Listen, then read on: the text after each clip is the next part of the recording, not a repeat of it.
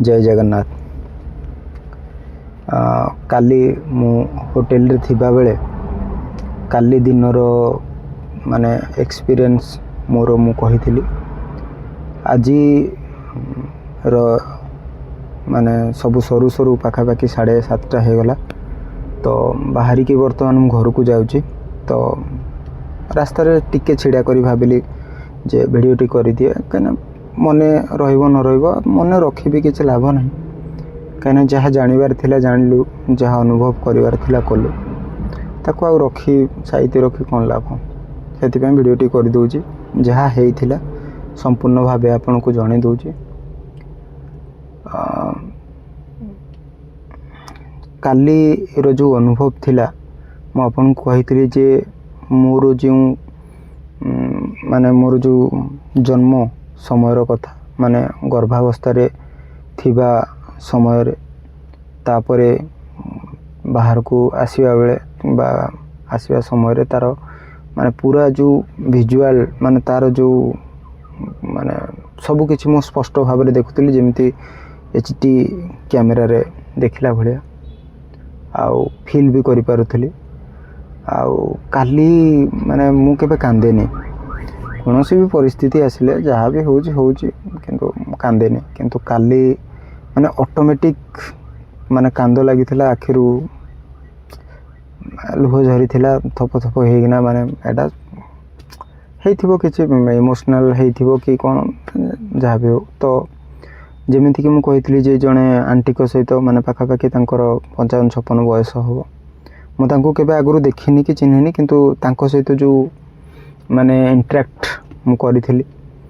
तो आम दी जनकर जो मु तांको विषय किछि कहितली से मो विषय किछि कहितले।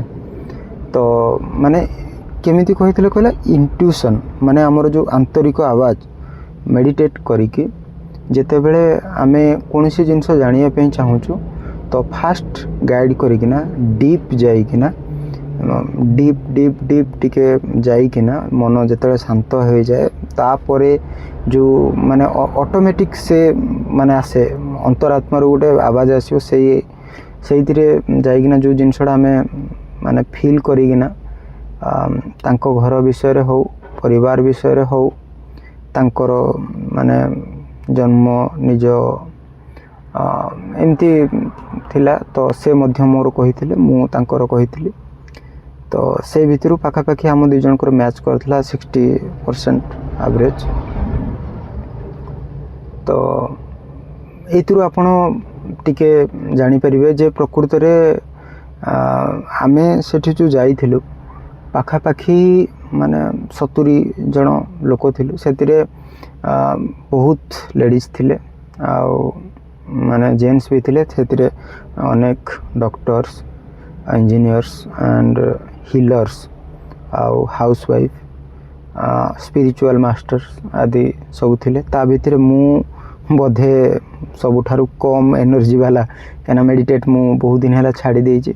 मते फील होतला कि नहीं समस्त एते भितरे मु कम पाठुआ आउ माने कम ध्यानी वाला मु पहुंची जाइछि माने जेमिति माने बुली बुली बाट बणा है पहुंची जाइछि मु कोन देखिबी कोन नाही। तो आम दी जनकर जेमिति हैला सेही भलिया आम माने एमिति 2-3टा एक्सपीरियंस हैला जो माने तांको एक्सपीरियंस कहिले जे माने तांकर 100% एक्यूरेट आसिला। केमिति आसिला कहूची तो गोटे एक्सपीरियंस जे माने जने माने माँ झियो गाड़ी रे जाउथले तो तांकर एक्सीडेंट हे गला। सेते बेले एई माने माने से माटी मरी गला झियो सामना रे बसी कांदुथिला गोटे ब्लैक कार तांको माने एक्सीडेंट करी पळैथिला। तो सेति पई तांकर माने ब्लैक गाड़ी पसंद नुह माने देखिले डर लागे आज भी। तो तांकर सही जिनस भितर से तांकर शेयर कले जे तांकर पूर्व जन्म रे आन्या बोली तांको ना थिला। वर्तमान जे झियोटी जो अच्छे से झियो तांको ना हला अनन्या।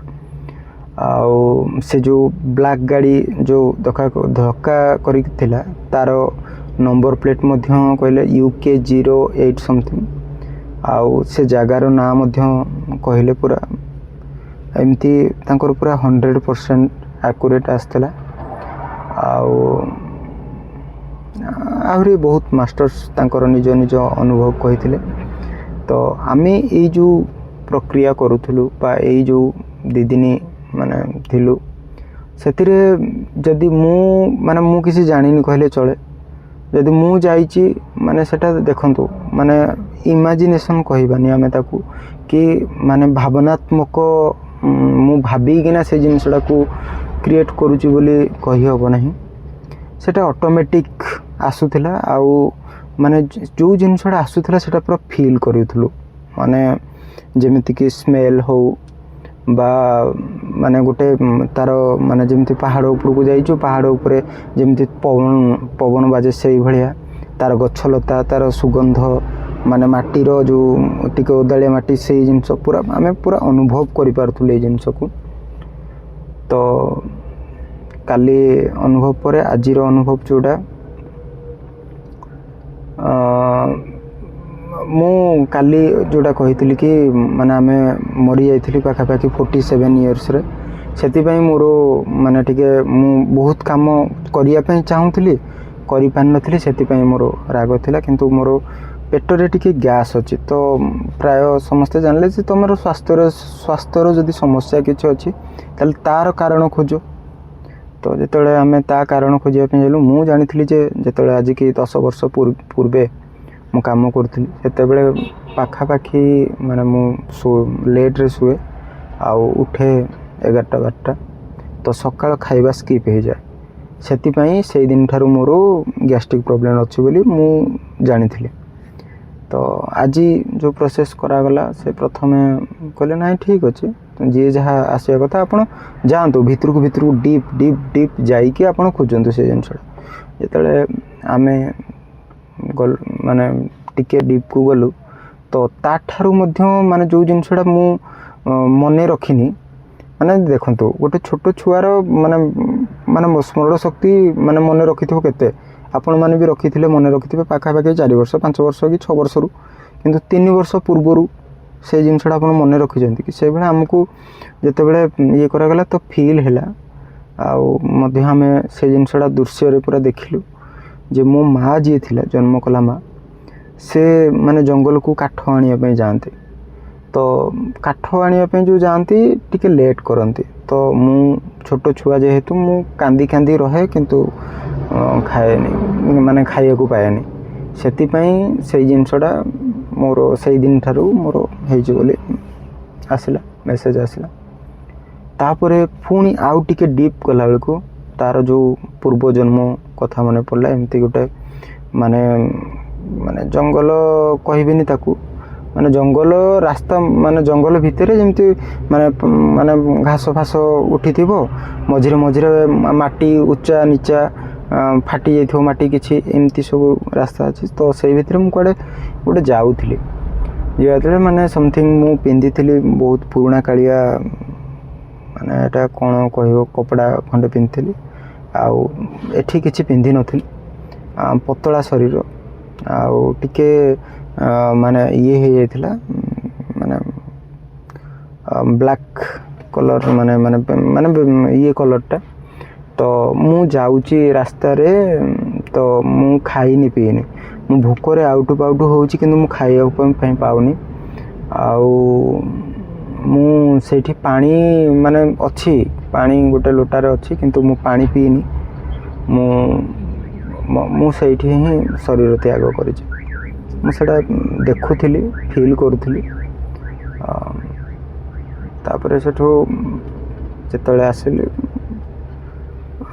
जानिली हाँ ये सब जिनस से माने आमर जो माने जेकोसी रोग हो बा डर हो बा कोनसी माने गिल्टी हो रिग्रेट हो बा जो इमोशंस अच्छी कोठी ना कोठी माने आम पूर्व जन्म रे कनेक्शन अच्छी माने कार्मिक कनेक्शन अच्छी कहीं सेते बेले जदि से जिनसटा न होइथिबो आज ये जो समस्या बा ये जो असुविधार सम्मुखीन आम होचु बोधे सेटा नहीं तो सेठी आमे कौन करिया जोटा बीती जाइए ताकू आमे किछु करि परिबानी କେବଳ ଯାହା ହେଇଛି ଜାଣିଲେ ଆକ୍ସେପ୍ଟ କଲେ, ଯଦି ସେତେବେଳେ କିଛି ଭୁଲ କରିଛୁ ତାହେଲେ ସେଇ ଭୁଲ ପାଇଁ କ୍ଷମା ମାଗିବା, ଆଉ ହିଲ୍ କରିବା ପାଇଁ ହିଲ୍ କରିବା, ତାକୁ ପଜିଟିଭ ଊର୍ଜା ଦେଇକି ହିଲ୍ କରିବା। ଏଇଭଳିଆ ପ୍ରୋସେସ୍ ଥିଲା ଆମର।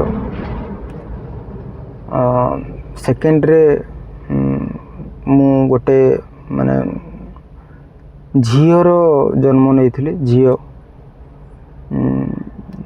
ଝିଅ ଜନ୍ମ ଯେତେବେଳେ ହେଇଥିଲି, ମୁଁ ଯେଉଁ ବଂଶରେ ଅଛି ଟିକେ ମାନେ ଫ୍ୟାମିଲି ଭିତରେ ଟିକେ ପ୍ରୋବ୍ଲେମ୍ ଅଛି, ତ ସେତେବେଳେ ମୁଁ ତାଙ୍କୁ ଚିଟ୍ କରିଥିଲି, ତାଙ୍କୁ ମୁଁ ଧୋକା ଦେଇଥିଲି।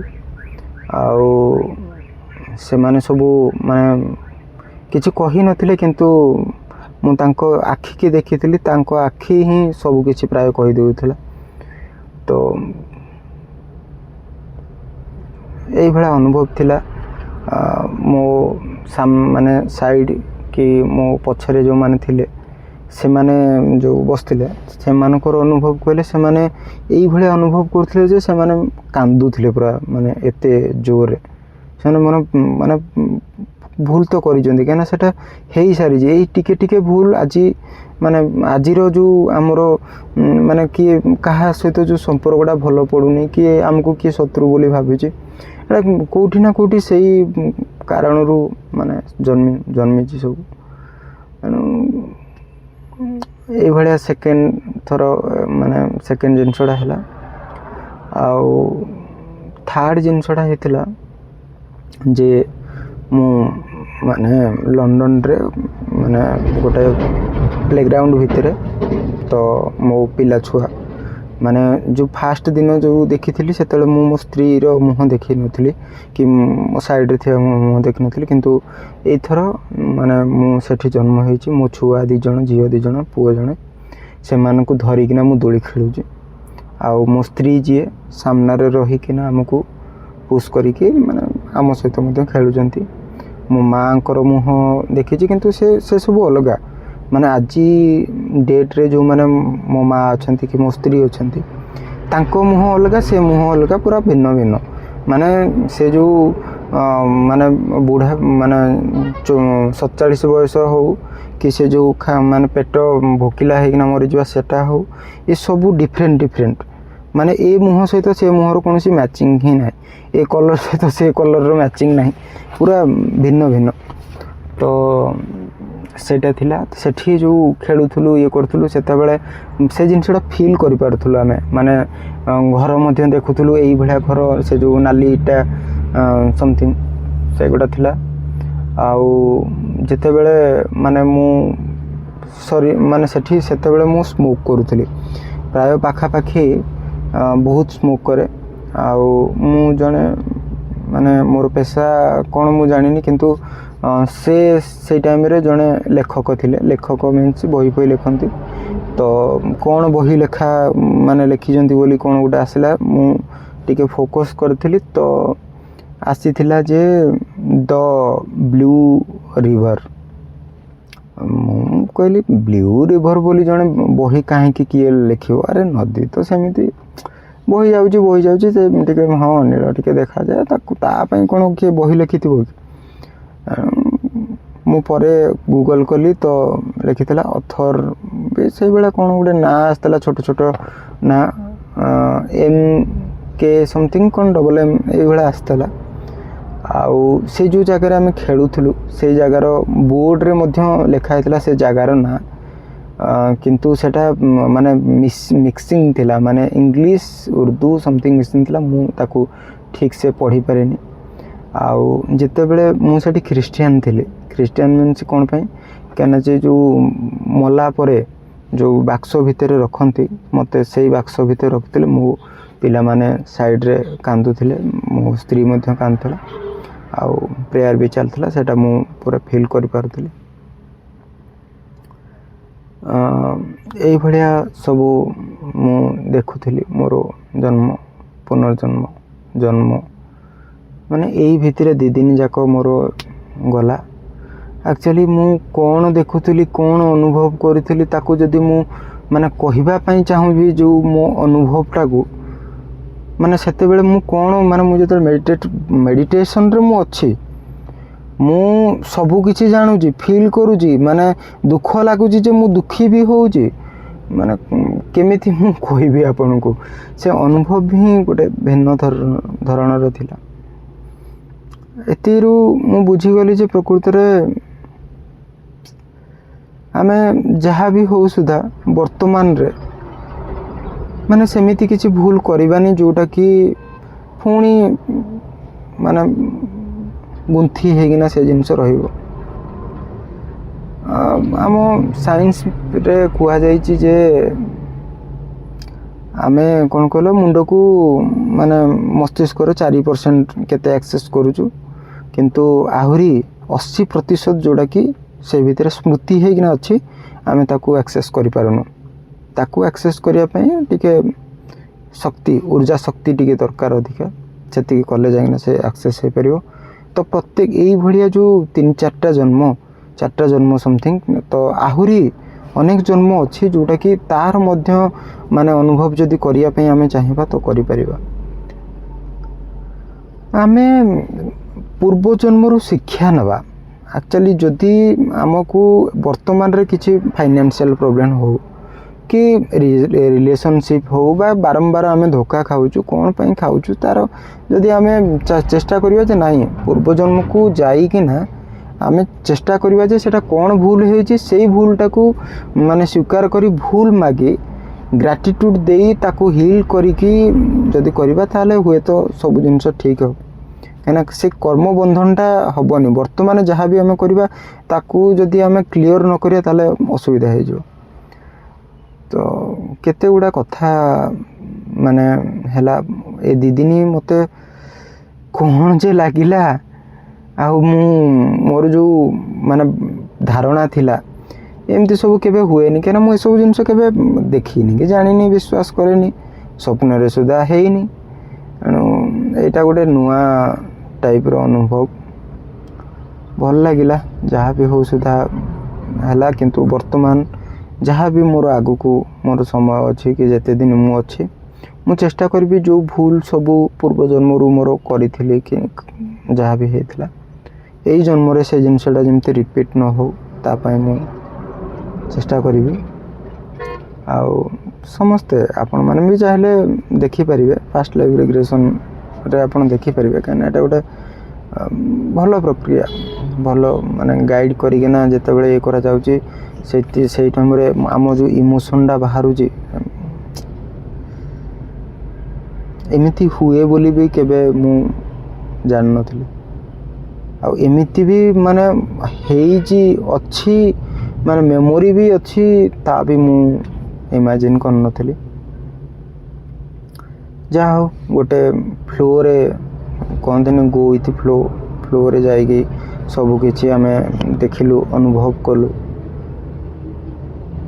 ତ 2 ଦିନର ଏହା ଥିଲା ମୋର ସମ୍ପୂର୍ଣ୍ଣ ଇଏ। ତା ଭିତରେ ଛୋଟ ଛୋଟ ଅନୁଭବ ମଧ୍ୟ ଅଛି।